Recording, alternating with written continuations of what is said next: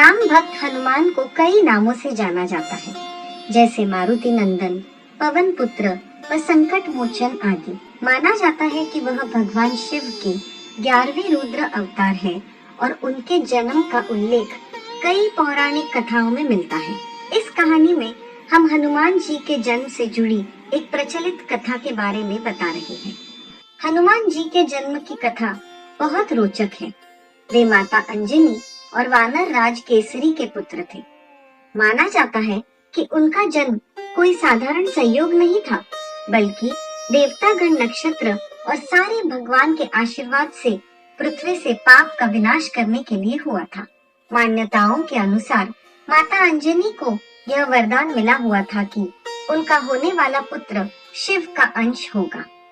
इसके अलावा एक मान्यता ये भी है कि जब बजरंग बली का जन्म हुआ था, उसी समय रावण के घर भी एक पुत्र ने जन्म लिया था। ये संयोग दुनिया में अच्छाई और बुराई का संतुलन बनाए रखने के लिए हुआ था।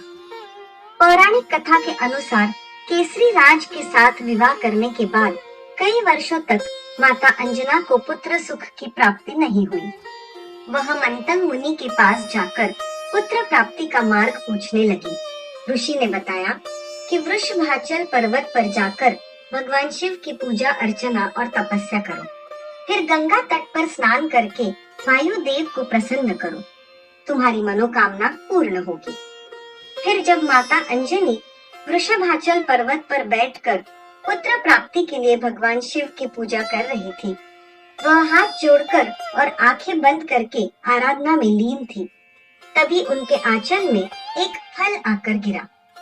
माता अंजनी ने जब उस फल को देखा तो उन्होंने उसे प्रसाद समझकर सेवन कर लिया।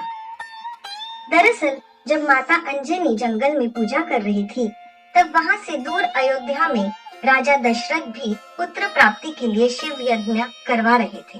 इस हवन के बाद ऋषि महात्मन ने राजा दशरथ की तीनों रानियों को फल दिए, जिन्हें खाने से उन्हें पुत्र प्राप्ति होगी। इन्हीं फलों में से एक छोटा सा अंश एक पक्षी उठा कर ले गया, जिसे उसने बाद में माता अंजनी के सामने गिरा दिया। इस प्रकार शिव यज्ञ का पुण्य उन्हें भी प्राप्त हुआ। फिर मुनि के बताए मार्ग के अनुसार पुत्र की कामना में अंजना ने सभी तप पूर्ण श्रद्धा, विश्वास और धैर्य से किए। वह वायु देव को भी प्रसन्न करने में सफल रही। वायु देव ने उन्हें दर्शन देकर आशीष दिया कि भगवान शिव का ही एक रूप उनके पुत्र के रूप में अवतरित होंगे। इस प्रकार वायु देव के आशीर्वाद से भगवान शिव के अंशावतार के रूप में केसरी नंदन हनुमान ने जन्म लिया था।